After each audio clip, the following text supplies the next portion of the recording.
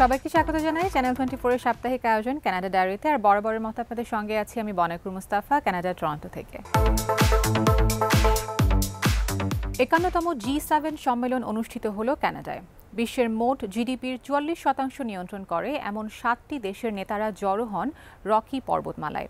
সম্মেলন শেষ হবার আগেই ডোনাল্ড ট্রাম্প বিদায় নিলেও বেশ কিছু বিষয় হয় আলোচনা, দেয়া হয় নানা বিবৃতি।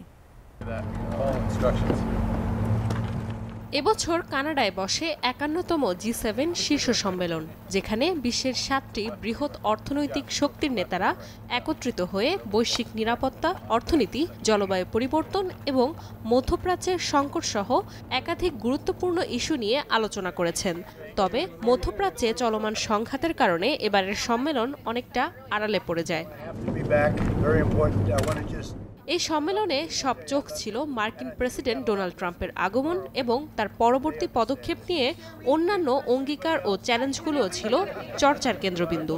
তবে সবাইকে অবাক করে সম্মেলন ছেড়ে আগেভাগেই দেশে ফিরে যান যুক্তরাষ্ট্রের প্রেসিডেন্ট। কিন্তু ঠিক কী কারণে সম্মেলন শেষ না করে যুক্তরাষ্ট্র ফিরে গেলেন তা স্পষ্ট নয়। ট্রাম্প জানান, গুরুত্বপূর্ণ কারণে ওয়াশিংটনে ফিরে যাচ্ছেন তিনি।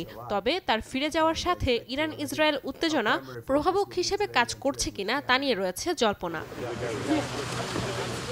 এই সম্মেলনে সবচেয়ে আলোচিত ইস্যুগুলোর মধ্যে ছিল মধ্যপ্রাচ্য উত্তেজনা। সেখানে চলমান ইরান ইসরায়েল সংঘাত এবং ইসরায়েল ফিলিস্তিন সংকটকে ঘিরে নেতাদের মধ্যে নানা মতবিরোধ ছিল। তবে দিন শেষে ইরানের সঙ্গে চলমান সংঘাতে ইসরায়েলের প্রতি সমর্থন জানিয়েছেন G7 জোটের নেতারা। তারা মধ্যপ্রাচ্যে অস্থিতিশীলতার উৎস হিসেবে ইরানকে দায়ী করেছেন। যৌথ বিবৃতিতে G7 জোটের নেতারা মধ্যপ্রাচ্যের শান্তি ও স্থিতিশীলতা ফিরিয়ে আনারও আহ্বান জানিয়েছেন। G7 সম্মেলন শেষে সাধারণত সদস্য দেশগুলো একটি যৌথ বিবৃতি দেয়। ট্রাম্প সম্মেলন শেষ না করেই দেশে ফিরে গেলেও যৌথ বিবৃতিতে সই করে গেছেন। বিবৃতিতে বলা হয়েছে, ইসরায়েলের আত্মরক্ষার অধিকার রয়েছে, আর ইরান হলো সন্ত্রাসবাদের উৎস। ইরানের হাতে পারমাণবিক অস্ত্র থাকা উচিত নয়। মধ্যপ্রাচ্যে সহিংসতার বিস্তার রোধে সংকট নিরসনের আহ্বানও বিবৃতিতে জানানো হয়েছে। শিখ নেতা নির্জর হত্যাকাণ্ডের ইস্যুতে দীর্ঘ 20 মাস উত্তপ্ত ছিল ভারত ও কানাডা সম্পর্ক। অবশেষে G7 সম্মেলন ঘিরে দ্বিপক্ষীয় সম্পর্ক স্বাভাবিক করে তোলার পথে এক কদম নিল দুই দেশই। দুই প্রধানমন্ত্রী নরেন্দ্র মোদী ও মার্ক কার্নির সাক্ষাৎকারের পর দুই দেশই হাইকমিশনারদের নিয়োগের সিদ্ধান্ত নিয়েছে। দীর্ঘ 20 মাস পর ভারত ও কানাডা দুই দেশই তাদের দ্বিপক্ষীয় সম্পর্ক পুনরায় স্বাভাবিক করার পথে হাঁটছে। এই ঐতিহাসিক পদক্ষেপটি এসেছে G7 সম্মেলনের মঞ্চে, যেখানে দুই দেশের প্রধানমন্ত্রী নরেন্দ্র মোদী ও কানাডার প্রধানমন্ত্রী মার্ক কার্নি দ্বিপক্ষীয় সম্পর্ক নিয়ে গুরুত্বপূর্ণ আলোচনা করেছেন। সম্মেলনের ফাঁকে দুই প্রধানমন্ত্রীর মধ্যে একটি গুরুত্বপূর্ণ বৈঠক অনুষ্ঠিত হয়। আলোচনা শেষে কানাডার প্রধানমন্ত্রী মার্ক কার্নির দপ্তর থেকে এক বিবৃতিতে জানানো হয়, দুই দেশই তাদের সম্পর্ক পুনরায় স্থিতিশীল করার দিকে এগিয়ে যাবে। বিশেষ করে হাই কমিশনারদের নিয়োগ দিয়ে সম্পর্কের স্বাভাবিককরণের প্রক্রিয়া শুরু হবে। ভারতের পররাষ্ট্র সচিব বিক্রম মিশ্রি জানিয়েছেন, এই পদক্ষেপের অংশ হিসেবে দুই দেশই খুব শীঘ্রই তাদের হাই কমিশনার নিয়োগ করবেন। তিনি আরও বলেন, এই উদ্যোগ সম্পর্কের গতিশীলতা ফিরিয়ে আনবে এবং দুই দেশের সম্পর্ক আরও শক্তিশালী হবে। 2023 সালে কানাডার শিখ নাগরিক হরদীপ সিং নিজ্জরের হত্যাকাণ্ডের পর ভারত কানাডা সম্পর্কের পরিস্থিতি সংকটাপন্ন হয়ে পড়ে। কানাডার তৎকালীন প্রধানমন্ত্রী জাস্টিন ট্রুডো নিজেই সংসদে দাঁড়িয়ে ভারতকে অভিযুক্ত করেন। তিনি অভিযোগ করেন, নিজ্জরের হত্যায় ভারতের হাত থাকতে পারে, যদিও ভারত এই অভিযোগ অস্বীকার করেছিল। এরপর দুই দেশ একে অপরের হাই কমিশনার ফিরিয়ে পাঠায় এবং দ্বিপক্ষীয় সম্পর্ক প্রায় বন্ধ হয়ে যায়। তবে G7 সম্মেলনে ভারত ও কানাডার প্রধানমন্ত্রীর বৈঠক নতুন আশার সঞ্চার করেছে। এই বৈঠকে দুই নেতা দ্বিপক্ষীয় বাণিজ্য এবং শান্তিপূর্ণ সম্পর্ক উন্নয়ন নিয়ে আলোচনা করেছেন। পররাষ্ট্র সচিব বিক্রম মিশ্রি বলেন, সম্পর্কের ক্ষেত্রে সর্বশেষ আলোচনা ছিল মানুষের সঙ্গে মানুষের সম্পর্কই সবচেয়ে গুরুত্বপূর্ণ। দুই দেশই এই সম্পর্কের প্রতি যত্নবান থাকার অঙ্গীকার করেছে। ভারতীয় প্রধানমন্ত্রী নরেন্দ্র মোদী বৈঠক শেষে বলেন, দুই দেশের সম্পর্ক অত্যন্ত গুরুত্বপূর্ণ। আমরা এই বন্ধনকে আরও শক্তিশালী করতে বদ্ধপরিকর। আমরা একযোগে কাজ করতে প্রস্তুত। তিনি আরও যোগ করেন, এই সম্পর্ককে গতিশীল করতে আমি ও মার্ক কার্নি উভয়ই অপেক্ষা করছি। কার্নি একই সুরে বলেন, এটি একটি নতুন অধ্যায়ের শুরু। দুই দেশ একত্রে আন্তর্জাতিক সন্ত্রাসবাদ, আঞ্চলিক অখণ্ডতা এবং মানবাধিকার বিষয়ে একযোগে কাজ করবে। তিনি আরও বলেন, পারস্পরিক শ্রদ্ধা এবং আইনের শাসনই আমাদের সম্পর্কের ভিত্তি হবে।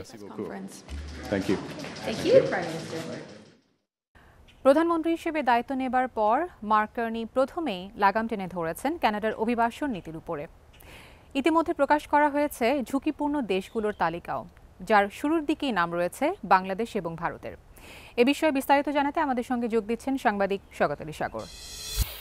ধন্যবাদ বনাঙ্কুর। আপনার নিশ্চয় মনে আছে, কানাডায় টেম্পোরারি ইমিগ্রেন্টদের সংখ্যা কমিয়ে আনার প্রক্রিয়াটা সাবেক প্রধানমন্ত্রী জাস্টিন ট্রুডোর সময় শুরু হয়েছিল। সেই সময় লক্ষ্যমাত্রা নির্ধারণ করা হয়েছিল যে কানাডার টোটাল টেম্পোরারি ইমিগ্রেন্টের সংখ্যা হবে, টোটাল যে জনসংখ্যা কানাডার তার মাত্র 5%। সেই সময় পর্যন্ত কানাডার এই টেম্পোরারি ইমিগ্রেন্টের সংখ্যা ছিল 7.5%। ফলে একটা huge number of temporary immigrant কানাডায় বসবাস করছিলেন। এটিকে নিয়ন্ত্রণ করার জন্যই নানা রকম পদক্ষেপের অংশ হিসাবে ইন্টারন্যাশনাল স্টুডেন্টদের উপর একটি ক্যাপ আরোপ করা হয়েছিল, যে প্রতি বছর কী পরিমাণ ইন্টারন্যাশনাল স্টুডেন্ট কানাডা অ্যাকসেপ্ট করবে। একই সঙ্গে টেম্পোরারি ফরেন ওয়ার্কারের সংখ্যা সংকুচিত করে আনা হয়েছে। আমরা টেম্পোরারি ইমিগ্রেন্ট হিসাবে যাদেরকে কানাডা বিবেচনা করে সেটি যদি একটু ব্যাখ্যা করি, তাহলে আমাকে উল্লেখ করতে হবে যে টেম্পোরারি ফরেন ওয়ার্কার যারা কানাডায় অস্থায়ী ভিত্তিতে কাজ করতে আসেন, ইন্টারন্যাশনাল স্টুডেন্ট এবং ভিজিটর হিসাবে যারা কানাডায় আসেন বেড়ানোর জন্য, ট্যুরিস্ট হিসাবে, তাদেরকে এই টেম্পোরারি ইমিগ্রেন্ট হিসাবে বিবেচনা করা হয়। আমরা চলতি বছরের জানুয়ারি থেকে এপ্রিল পর্যন্ত যে first quarter of the year প্রথম প্রান্তিকের পপুলেশন গ্রোথের দিকে যদি তাকাই, যেটি গত পরশু দিনই স্ট্যাটিস্টিক্স কানাডা আনুষ্ঠানিকভাবে প্রকাশ করেছে, সেখানে দেখা যাচ্ছে যে কানাডার টেম্পোরারি ইমিগ্রেন্টের কানাডার যেই পপুলেশন গ্রোথ, আসলে পপুলেশন গ্রোথটা হয়েছে মাত্র 0%। কানাডার পপুলেশন মোস্টলি নির্ভর করে ইমিগ্রেন্টদের উপর। সেই ইমিগ্রেন্টের মধ্যে টেম্পোরারি ইমিগ্রেন্ট যেমন আছে, পার্মানেন্ট রেসিডেন্ট হিসাবে যারা আসে, পার্মানেন্ট ইমিগ্রেন্ট যারা আছে তারাও আসে। এই প্রান্তিকে এবারই প্রথম মানে অনেক বছর পর এবারই প্রথম 0% গ্রোথ হলো।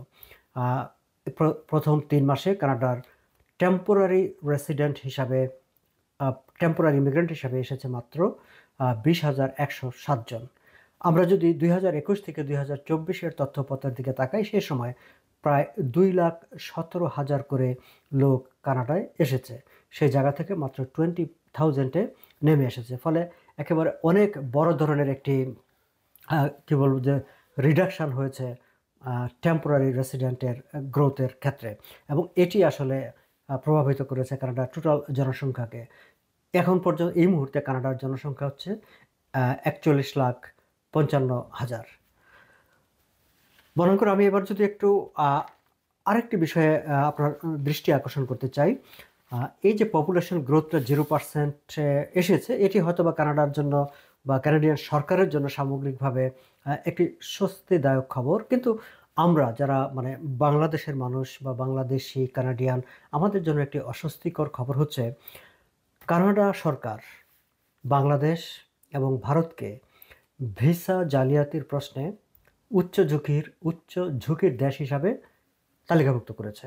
অর্থাৎ কানাডার কাছে বাংলাদেশ এবং ভারত হচ্ছে ভিসা ফ্রডুলেন্টের ক্ষেত্রে হাই রিস্ক কান্ট্রি। এবং এটি তারা করেছে যে যখন দেখেছে যে বিপুল সংখ্যক লোক ফ্রডুলেন্ট কাগজপত্র দিয়ে মানে জালিয়াতি করে ভিসা নিয়ে কানাডায় এসেছে এবং এসে থেকে গেছে, এই সব বিষয়গুলো মূল্যায়ন করে তারা ভারত এবং বাংলাদেশকে উচ্চ ঝুঁকির দেশ হিসাবে বিবেচনা করেছে। এবং এই তথ্যটি কানাডা সরকার আনুষ্ঠানিকভাবে ট্রাম্প প্রশাসনকে জানিয়েছে। মনে করে আপনি নিশ্চয়ই জানেন যে কানাডা এবং আমেরিকার মধ্যে বেশ কিছুদিন ধরে, বিশেষ করে ট্রাম্প প্রশাসনের সঙ্গে কানাডার এক ধরনের একটা অস্বস্তিকর সম্পর্ক তৈরি হয়েছে, বাণিজ্য যুদ্ধ শুরু হয়েছে। এবং এই যে বাণিজ্য যুদ্ধটা শুরু হয়েছে তার পেছনের অন্যতম একটি কারণ হচ্ছে ট্রাম্প প্রশাসনের অভিযোগ কানাডা থেকে বিপুল সংখ্যক লোক অবৈধভাবে সীমান্ত পাড়ি দিয়ে মার্কিন যুক্তরাষ্ট্রে চলে যায়, এবং সেটি নিয়ে আসলে কানাডার উপর ট্রাম্প প্রশাসনের একটি চাপ ছিল।